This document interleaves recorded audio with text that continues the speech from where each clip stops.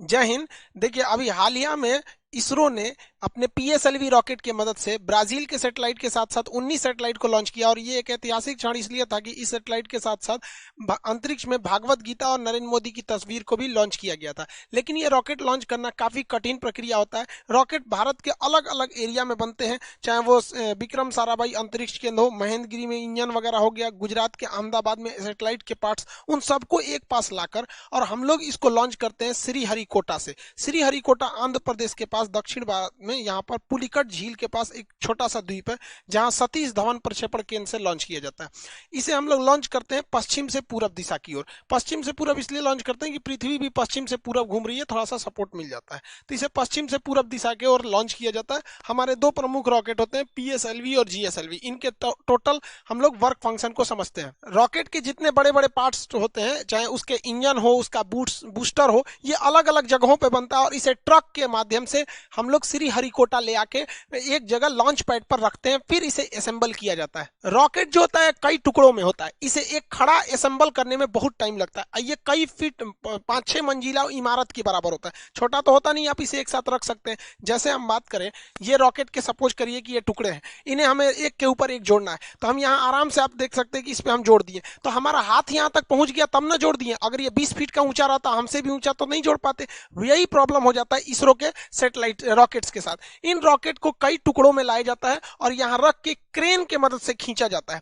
Crane के मदद से इसे उठा के और फिर इसे असेंबल किया जाता है। एक एक पार्ट, जहां आपको 4 पार्ट दिख रहा हो, 1 2 3 4, ये तो ऊपर वाला पेलोड है, तो इसको भी आप 5वां पार्ट मान सकते हैं। तो एक एक पार्ट को इस तरह से क्रेन के मदद से रखा जाता है। पहला पार्ट रखने में तो दिक्कत नहीं होता है क्योंकि हाइट कम ही रहती है, लेकिन जैसे जैसे ये ऊपर जाता है वहां तक इंजीनियर को पहुंचना, वहां से नट बोल्ट को कसना, पूरा सीधा रखना, हर चीज को जांच करना काफी दिक्कत होती है। इसलिए इसका जो असेंबली वाला यूनिट होता है ये काफी सोफिस्टिकेटेड, एकदम अत्याधुनिक होता है। जैसे यहाँ देखेंगे तो एक पार्ट को रख दिया गया है। अब यहाँ देखिएगा, यहाँ पर एक छत बना दिया गया, वो टेम्पोररी होता है, इस तरह से गिरा दीजिएगा तो ये आके गिर जाता है। अब यहाँ वाले पे इंजीनियर वगैरह अपना यहाँ पे खड़े होकर देख सकते हैं, फिर यहाँ हो सकता है। अब ये वाला जो सेकंड पार्ट जा रहा है, इसे क्रेन से खींच के इसके ऊपर रखा जाएगा। जैसे देखिए, ये फर्स्ट वाला पार्ट यहाँ रख दिया गया, इसमें से इंजीनियर हट गए। अब देखिए यहाँ पर ये लोग यहाँ पर अपना वर्क कर रहे हैं। जब ये हो जाएगा तो ये वाले छत को खोल दिया जाएगा, फिर इस छत को यहाँ पर ऐसे नीचे गिरा दिया जाएगा ताकि वो लोग काम कर सके। ये असेंबली यूनिट होती है, कई फ्लोर बाई फ्लोर होती है जिसमें जोड़ा जाता है। जैसे ये देखिए, यहाँ आपको दिख रहा होगा रॉकेट का एक नीचे वाला पार्ट है। कैसे? जैसे ये रॉकेट ऊपर में भी भूरा है, नीचे में भी ब्राउन कलर का है, तो ये ब्राउन वाला दिख रहा है, ये सेकंड पार्ट, एक पार्ट है जो उसके नीचे है। और ये जो फ्लोर बना है ये टेम्पोररी फ्लोर है, परमानेंट फ्लोर नहीं है, छत नहीं है। अब इसके ऊपर इसको रखा जाएगा क्रेन के मदद से, फिर ये लोग इसको अच्छे से ज्वाइंट करेंगे, फिर इसके ऊपर एक और पार्ट को रखा जाएगा। इस तरह से देखिए, एक यहाँ पार्ट है, यहाँ है, यहाँ है, यहाँ है, ऐसे करते करते जोड़ा जाता है। लेकिन ये जो छत देख रहे हैं ये ग्रीन कलर का, इसको हटना तो जरूरी है, पता चला यही रहेगा, रॉकेट उड़ाएंगे तो इसी में फंस के ब्लास्ट कर जाएगा, तो ये टेम्पोररी होता है। जब रॉकेट के सारे स्टेजेज को आपस में जोड़ लिया जाता है तो ये जो छत टाइप का बना था इसे फोल्ड करके हटा लिया जाता है। देखिए, ये फोल्ड करके हटा लिया गया और इसको एक बहुत बड़े ट्रेन टाइप का होता है जिसे हम लोग रॉकेट कार कहते हैं, इससे अब इसको आगे की ओर ले जाया जाता है। अब लॉन्च पैड की ओर ले जाया जाता है। यहाँ तो इसे असेंबल किया गया था, अब यहाँ से इसको लेके जाया जाएगा। ये था आपका असेंबली रूम। ये देखिए, ये सारे छत के पार्ट्स थे, अलग अलग थे, ये ऐसे खुल गए हैं। अब इसको इसी के मदद से लाया जाएगा। इसके अंदर ये असेंबल किया जा रहा था लेकिन वहां से लॉन्च नहीं किया जाएगा, इसके मदद से, इस कार के मदद से यहाँ लाके फिर इसमें इसको अटैच करके रखा जाएगा इस लॉन्च पैड में। इसरो के पास अभी फिलहाल में 2-2 लॉन्च पैड है। एक लॉन्च पैड से हो नहीं पाता था, इसलिए इसरो जो थी अपने असेंबली लाइन को, जैसे यहाँ देखिए एक असेंबली यूनिट यहाँ था, एक नया यहाँ बना दिया गया, 2-2 असेंबली यूनिट ले आके और लॉन्च पैड 2-2 रखे गए ताकि ले आने में दिक्कत ना हो, जल्दी से जल्दी और ज्यादा से ज्यादा मात्रा में सैटेलाइट को लॉन्च किया जा सके। इसरो के 2-2 लॉन्च पैड है, एक की असेंबली लाइन लॉन्च पैड के काफी करीब है और वहीं दूसरे की असेंबली लाइन देखिएगा तो लॉन्च पैड से काफी दूरी पर है। ये जो इसका जो सैटेलाइट कैरिंग कार होता है ये ट्रेन की पटरी पर चलता है, बहुत ही भयानक इसका लोड रोकने की क्षमता होती है, बहुत धीमी गति से लेकिन ये आगे बढ़ता है। बहुत तेज गति से आएंगे तो ये डिसबैलेंस होकर गिर जाएगा।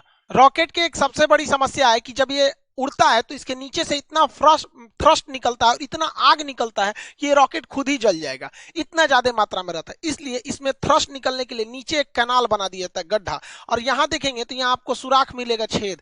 तो इससे जब रॉकेट का जो आग निकलेगा वो नीचे चला जाएगा और ये इस साइड से आग निकलेगा। नहीं, अगर ये छेद नहीं बनाएंगे या ये गड्ढा नहीं बनाएंगे तो यहीं पर इतना आग लग जाएगा कि लॉन्च पैड सहित यही जल सकता है। यहाँ देख सकते हैं आप आराम से कि इसमें जो सुराख था इसका जितना थ्रस्ट है इसमें गया और इस साइड से, दोनों साइड से निकल रहा है। तो ये कैनाल बनाना जरूरी है, वरना ये अपने में थ्रस्ट करके मर जाएगा, वहां पे ब्लास्ट करके, मतलब ये खुद ही जल जाएगा। यहाँ नीचे गिरा और इस तरह से दोनों डायरेक्शन में हट गया, या ये इस डायरेक्शन में जाता है ताकि वो ज्यादा से ज्यादा आग को अलग डायरेक्शन में फैला सके। जब सैटेलाइट को लॉन्च पैड पे रखा जाता है तो इसमें जितने सेंसर वगैरह होते हैं वायर से ये लोग कनेक्टेड किए रहते हैं। इसमें जितनी चीजें होती हैं ये कनेक्ट करके रखी गई रहती है। जब काउंटडाउन, उल्टी गिनती चालू होती है 48 घंटा पहले से, अगर इसमें भी कोई गड़बड़ी पाई जाएगा तो यहीं पे रोका जा सकता है, और अगर गड़बड़ी नहीं पाई गई तो रॉकेट को लॉन्च कर दिया जाता है। लेकिन समस्या क्या होती है, जो इसमें फ्यूल रखा जाता है तो जो फ्यूल रहता है उसे बहुत ही कम टेम्परेचर पे रखा जाता है और 2 दिन पहले ही इसकी पूरी तरह तैयारी कर दी जाती है। तो इसे धूप में छोड़ने से क्या होता है, उसका टेम्परेचर बढ़ सकता है, अंदर रिएक्शन वगैरह हो सकता है। इसलिए इसके बाहर एक इंसुलेटर की परत लगा दी जाती है। देखिए, एक परत लगा दिया जाता है इंसुलेटर की इसके चारों ओर बाहर में, ताकि जो फ्यूल है वो हीट उस पर ना मिल सके। और जब ये लॉन्च करता है तो यही टुकड़ा नीचे गिरने लगता है। तो आप जब भी देखेंगे सैटेलाइट लॉन्च करते समय ये टुकड़े बाहर गिरते रहते हैं। ये फ्यूल को रोकने के लिए इंसुलेटर होता है जो हीट को अंदर जाने नहीं देता है। रॉकेट जब जमीन से ऊपर जाता है तो ये न्यूटन के तीसरे नियम पे काम करता है। ये थ्रस्ट धकेलता है और ये ऊपर जाता है। लेकिन आपको पता है कि पृथ्वी का अपना गुरुत्वाकर्षण क्षमता होती है, ये किसी चीज को अपनी ओर खींचती है। आप पृथ्वी से जितना ज्यादा करीब रहेंगे वो उतना ज्यादा खींचेगा। इसलिए रॉकेट को सबसे ज्यादा ताकत की जरूरत होती है तब जब वो जमीन छोड़ रहा होता है, क्योंकि वो पृथ्वी के करीब है। आप पृथ्वी को छोड़ के ऊपर जाएंगे या नीचे जाएंगे, जी की वैल्यू घटती है। ये फिजिक्स के चैप्टर में पढ़ाए थे हम आपको, गुरुत्वाकर्षण वाले चैप्टर में। तो वहां पर यहाँ ज्यादा जरूरत है स्टार्टिंग पोजीशन पे। इसलिए रॉकेट का ये जो मेन इंजन होता है, ये मेन पार्ट, इसके अलावे इस साइड से छोटे छोटे और रॉकेट जोड़ दिए जाते हैं जिन्हें हम रॉकेट बूस्टर कहते हैं। ये 6 की संख्या में होते हैं बूस्टर। अब जो पीएसएलवी का बूस्टर है वो छोटा होता है और जीएसएलवी का बूस्टर बड़ा होता है। आगे समझाएंगे दोनों में अंतर क्या होता है। यहाँ देखिए, ये बूस्टर है, ये बूस्टर, और ये मेन रॉकेट है ऊपर। बूस्टर जो होते हैं शुरुआत में एक्स्ट्रा पावर देते हैं ताकि ये पावर बहुत तेजी से उड़ सके, और आगे जाकर बूस्टर खुल जाते हैं। फिर एक एक पार्ट भी धीरे धीरे खुलते रहता है, लास्ट में तो सैटेलाइट ही पहुंचती है। रॉकेट के ये साइड वाले जो बूस्टर होते हैं, इसके अलावा रॉकेट का 4 स्टेज देखिए, पहला, दूसरा, तीसरा, चौथा। ये ऊपर वाला ये होता है, इसे पेलोड भरा होता है, इसी को हम लोग बोलते हैं प्रोटेक्टिव केसिंग। ये ढक्कन के समान होता है। इसी ऊपरी भाग में हम लोग सैटेलाइट को रख के या जिस चीज को लॉन्च करना है उसको इसमें रख के भेज देते हैं। अब देखिए, ये ऊपर वाला जो सैटेलाइट केसिंग होती है, देखिए साइड साइड में ये हिस्सा है, इसी के अंदर हम लोग सैटेलाइट को रखे हैं। सैटेलाइट को रखने के बाद इसको जब ढक देते हैं तो ये पूरी तरह से बंद हो जाता है। जो रॉकेट का ऊपरी भाग देखते हैं ये खुला हुआ रहता था, यही वाला हिस्सा है। देखिए, ये एक साइड में इधर खुला हुआ है, एक साइड में इधर खुला है, बीच में इसको बंद कर दिया जाता है। तो ये रॉकेट का बीच में बंद कर दिया गया। तो ये जो होता है उसका प्रोटेक्टिव केसिंग होता है, इसी के अंदर सारे रॉकेट को भरे गए रहते हैं। इस बार जैसे देखिए, जैसे रॉकेट जाता है तो ये प्रोटेक्टिव केसिंग खुल जाता है, इसके अंदर सैटेलाइट होते हैं। इस बार वहां पे भागवत गीता और नरेंद्र मोदी का फोटो भी भेजा गया है। नरेंद्र मोदी का फोटो इसलिए भेजा गया कि जैसे ही मोदी जी 2014 में शपथ लिए थे तब भी उन्होंने सार्क की मीटिंग में कह दिया था कि इसरो सार्क देशों के लिए एक सैटेलाइट लॉन्च करेगी। पाकिस्तान बाद में उसमें से अलग हो गया। तो मोदी जी की विजनरी में इसरो का काफी ज्यादा योगदान रहा, मतलब वो इस साइंटिफिक चीजों को काफी आगे बढ़ाते हैं। इसलिए इसरो ने इनकी तस्वीर को अंतरिक्ष में भी भेजा था। और भागवत गीता को तो शांति का एक संदेश के रूप में, कि भागवत गीता एक तरह का क्या है, मतलब कई तरह के जो सांसारिक सवाल होते हैं उनको, उनका एक उसमें जवाब एक तरह से कर लीजिए। जैसे मान के चलिए, कुछ लोग कहते हैं कि हमारा जीवन बहुत कष्टमय हो गया है, भाग साथ नहीं दे रहा है, नसीब साथ दे रहा है। उन लोगों को कहते हैं कि भाई साहब कभी फुर्सत मिले ना तो भागवत गीता में कर्ण की जीवनी पढ़ लीजिएगा। बेचारा जब से पैदा हुआ और जब तक मृत सैया पर भी लेटा था तो भी अपना दांत तोड़ के वो दंड दे दिया था। तो जो लोग को लगता है कि मेरा नसीब खराब है, तो एक बार कर्ण का देखिएगा, फिर समझ में आएगा आपका दुख कितना बड़ा और कितना छोटा है। खैर, अपने टॉपिक पे आते हैं। इस बार 28 फरवरी 2021 को इसरो ने लॉन्च किया, तो अपने साथ टोटल 19 सैटेलाइट को लॉन्च किया गया था। इसमें एक ब्राजील का बना हुआ वहां पर एमेजोनिया 1 नाम का सैटेलाइट था जो काफी महत्वपूर्ण था। इसे PSLV C51 रॉकेट से छोड़ा गया। इस रॉकेट का नाम याद रखिएगा क्योंकि इसके मदद से भागवत गीता और मोदी जी का फोटो भेजा गया है, तो ये थोड़ा इंपॉर्टेंट हो सकता है। ये PSLV की 53वीं सक्सेसफुल मिशन थी। एमेजोनिया 1 ब्राजील का जो सैटेलाइट है ये पूरी तरह से ब्राजील के जंगलों पर नजर रखेगा। ब्राजील का जो जंगल होता है ये वर्षा वन होते हैं, ये टोटल दुनिया का 20% ऑक्सीजन यहीं से निकल जाता है। इतने घने जंगल होते हैं कि इसके अंदर कई बार जंगल का ऐसा एरिया है जहां सूरज की रोशनी नहीं पहुंच पाती, इतने जंगल है। लेकिन इन जंगलों की दो समस्या है। एक, इन जंगलों में बड़ी तेज आग लग जाता है जिससे जंगल खत्म होने लगते हैं, और दूसरा यह क्या है कि यहाँ पे पेड़ों की कटाई बहुत भयानक चल रही है। पेड़ों की कटाई तो भाई साहब पूरी दुनिया में चल रही है, हर जगह पेड़ काटे जा रहे हैं, और जिस रफ्तार से पेड़ों की कटाई चल रही है वह दूर नहीं जब हरियाली के नाम पर केवल लड़कियां बच जाएंगी।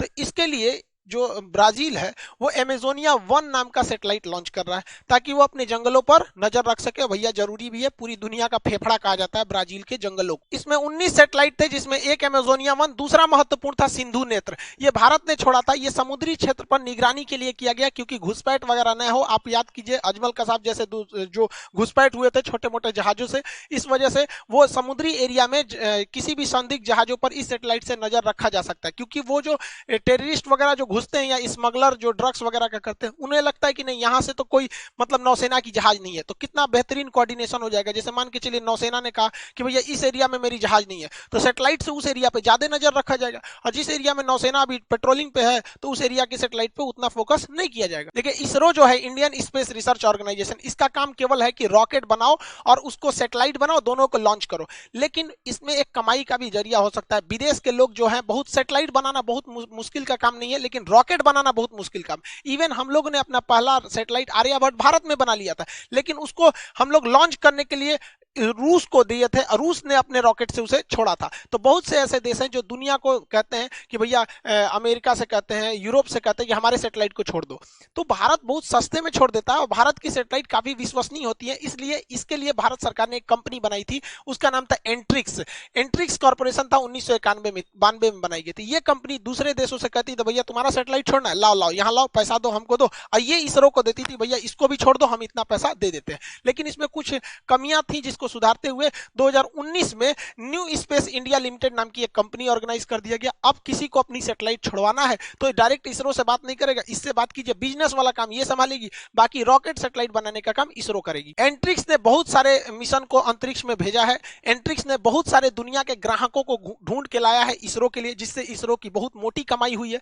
लेकिन अभी क्या है, ये न्यू स्पेस इंडिया लिमिटेड को बनाया गया। ये इसकी पहली कॉमर्शियल उड़ान थी जो ब्राजील से इन्होंने नेगोशिएशन करके लाया था। हालांकि ब्राजील चाइना से इस सैटेलाइट को छुड़वाने वाला था, लेकिन बाद में भारत ने उससे कम दाम दिया, इस वजह से उसने भारत से भी छुड़वा लिया। सैटेलाइट का ऊपर वाला जो भाग होता है ये खोखला होता है, इसे प्रोटेक्टिव केसिंग कहते हैं, ये खुल जाता है। इसी के अंदर सैटेलाइट्स को लॉन्च रखा जाता है। जो सैटेलाइट होते हैं इनके इसी के अंदर रखा जाता है। इसरो ने 2017 में इसके अंदर छोटे छोटे कुल 104 सैटेलाइट को लॉन्च किया था। इसके अंदर देखिए यहाँ पर छोटे छोटे होते हैं, तो 104 रॉकेट सैटेलाइट्स को इस पेलोड के अंदर रखा था।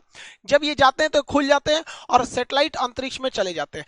600 से 900 किलोमीटर ऊंचाई पे जाने के बाद पृथ्वी का गुरुत्वाकर्षण खत्म हो जाता है, फिर वो घूमने लगते हैं। इन सैटेलाइट को ऊर्जा यानी एनर्जी मिलती है, इन पर सोलर पैनल लगे होते हैं। इनमें सोलर पैनल से इनमें एनर्जी लगी होती है, मतलब एनर्जी ले रहते हैं ये लोग सोलर पैनल से। और इसके अंदर छोटा सा एक तो मोटर भी होता है जिससे कि ये अपने डायरेक्शन और अपने पाथ को चेंज कर सकते हैं। तो रॉकेट केवल अंतरिक्ष में जाके ये खुल जाएगा और सबको ऐसे फेंक देगा, और वहां गुरुत्वाकर्षण नहीं है तो सब इधर उधर तैरेंगे, तो 1 बाय 1 सबको अपने अपने ऑर्बिट में फिट कर दिया जाता है। रॉकेट इंजन और जेट इंजन में अंतर क्या होता है? हवाई जहाज में जेट इंजन लगा होता है, ये बाहर से ऑक्सीजन ले लेता है, जबकि अंतरिक्ष में तो ऑक्सीजन ही नहीं है। इसलिए रॉकेट इंजन उस इंजन को कहते हैं जो अपना खुद का ऑक्सीजन का सिलेंडर ले जाया जाता है। तो जिस सिलेंडर में ऑक्सीजन रहता है उसे हम ऑक्सीडाइजर कहते हैं, और जिसमें फ्यूल रहता है उसे फ्यूल टैंक कहते हैं। ये दोनों रहता है, इसे एक पास लाया जाता है पाइप के माध्यम से कंबशन चैम्बर में, और वहां पे आग लगाया जाता है। आपको पता है बिना ऑक्सीजन में फ्यूल कितना भी दे दीजिएगा, जब तक ऑक्सीडाइजर यानी ऑक्सीजन नहीं मिलाइएगा आग नहीं पकड़ेगा।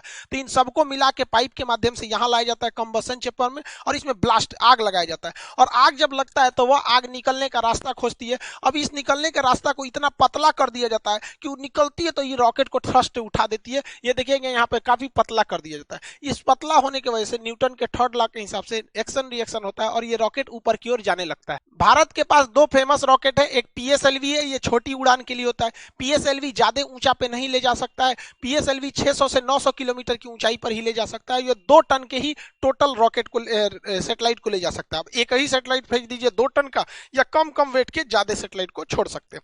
ये पोलर सैटेलाइट होता है। पोलर उसे कहते हैं जो पृथ्वी के पोल यानी ध्रुव पर घूमे, ध्रुवीय सैटेलाइट होता है, ऊपर नीचे करता है। तो ये पृथ्वी के ऊपर नीचे इस तरह से घूमता है।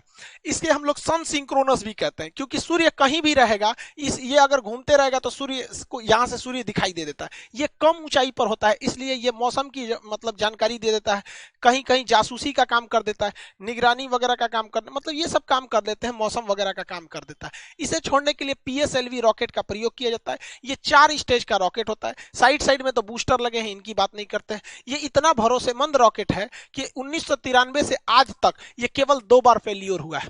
एक तो शुरुआत में ही फेलियर हो गया, और एक बार बाद में थोड़ा सा 2013 के पास आके थोड़ा सा फेलियर हो गया था। लेकिन उसके बाद आज तक ये दुनिया में सबसे ज्यादा एक्यूरेसी इसी सैटेलाइट का है। इसी ने चंद्रयान 1 दिया, इसी ने चंद्रयान 2, इसी ने मंगलयान भेजा, इसी ने एक साथ 104 सैटेलाइट्स को लॉन्च किया। बहुत भरोसेमंद है। इसके 4 स्टेज है, पहला सॉलिड, फिर लिक्विड, फिर सॉलिड, फिर लिक्विड, यानी सॉलिड लिक्विड सॉलिड। तो इस तरह से व्हाइट कलर वाला सॉलिड है, इसमें लिक्विड फ्यूल भरा गया है। देखिए सॉलिड फ्यूल जो होता है वो कंट्रोल नहीं हो पाता है। दिवाली का जो रॉकेट होता है उसमें सॉलिड फ्यूल होता है, बारूद भरा होता है, मारिए धस सीधे उड़ जाता है, वो कंट्रोल नहीं होता है। लेकिन पृथ्वी के अलग अलग वातावरण में स्पीड अलग चाहिए, पावर अलग चाहिए, इसलिए अलग अलग स्टेज लगाए जाते हैं।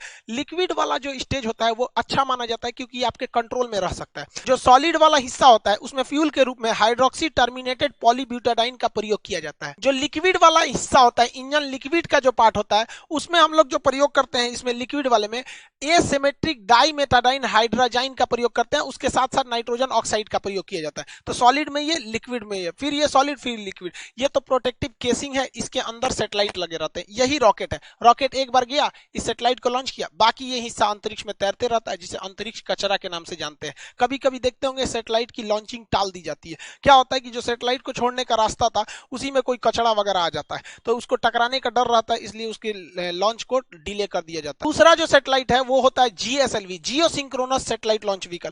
ये जो होता है ये बहुत ही पावरफुल होता है। इसका एक तो सॉलिड हो सकता है, लेकिन यहाँ वाला जो हिस्सा होता है ये इसमें क्रायोनिक इंजन होता है। ये बहुत ही टफ टेक्नोलॉजी है क्रायोनिक इंजन, इस पर अलग वीडियो बनाएंगे, क्रायोनिक इंजन पे समझा देंगे।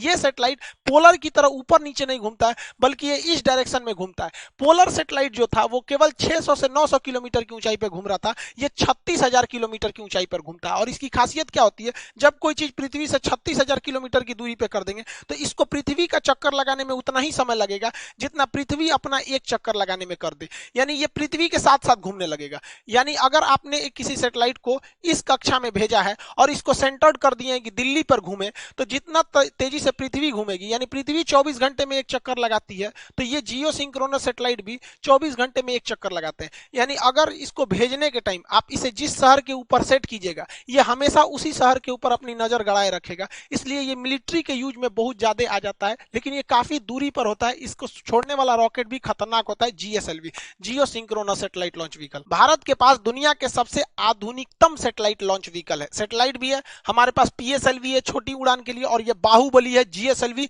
ये दुनिया में सबसे खतरनाक अभी है। आज इसरो का लोहा पूरी दुनिया मानती है, जबकि इसी इसरो के ऊपर एक वक्त था जब दुनिया हंसती थी, जब इसरो के वैज्ञानिक जो थे वो साइकिल पे अपने रॉकेट को ले गए थे। ये नारियल के पेड़ में बांध के रॉकेट उड़ाए थे। इनके पास आज की तरह इतनी बड़ी क्षमता नहीं थी। तब रूस, अमेरिका, ब्रिटेन और यूरोप जैसे देश भारत को देखकर हंसते थे और ये कहते थे कि ये दुनिया का एकमात्र देश है जो बैलगाड़ी से सैटेलाइट को लॉन्च करता है। भाई साहब, हम हिंदुस्तानी हैं, ठान लेते हैं ना तो पहाड़ चीर देते हैं। ये अंतरिक्ष क्या चीज होता है यहाँ पर, इसलिए कभी भी भारतीयों को अंडर एस्टिमेट नहीं करना चाहिए। यहाँ किसी का एक बार अगर ये लोगों चैलेंज ले लिया ना, फिर ये कुछ भी कर सकते हैं। हमें नाज है अपने इसरो के साइंटिस्ट के ऊपर। हम यही उम्मीद करते हैं कि दिन दुनी इसरो और आगे बढ़ते जाए, ताकि हम भारतीयों का सीना गर्व से चौड़ा हो सके। आई होप आप समझे होंगे जीएसएलवी और पीएसएलवी में अंतर और रॉकेट के स्टेजेस को। मिलेंगे नेक्स्ट क्लास में। जय हिंद।